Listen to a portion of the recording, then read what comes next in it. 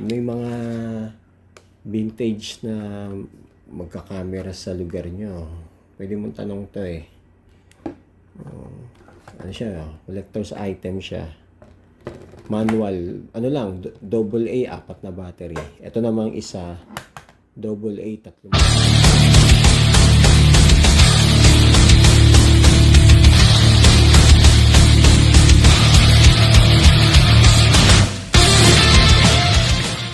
Camera dito, pang video camera, dalawa. Itong malaki, ito pwede mong i-google to, Fujica Sound Single 8 ZM800. Maganda siya oh. Bigat.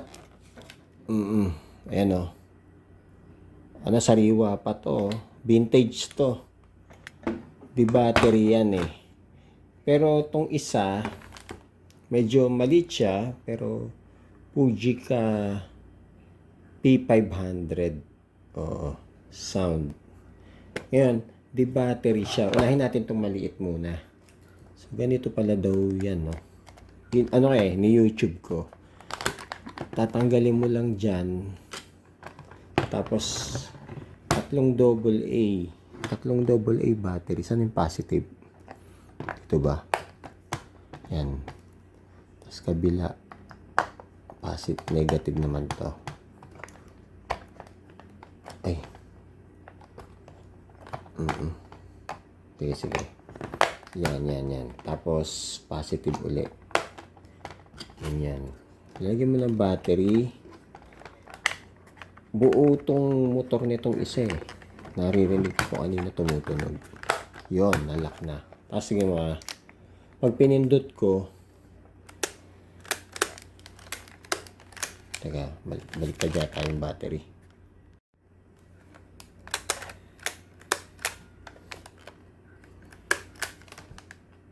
May battery yan. May battery. Mahina na yata battery ko ah. Pag ano, ang film niya oh. May bala siya. Mabibidyohan mo. Manual to eh. Ewan ko, 19 ano to. Oh, pag pinindot ko to, ayun, narinig na.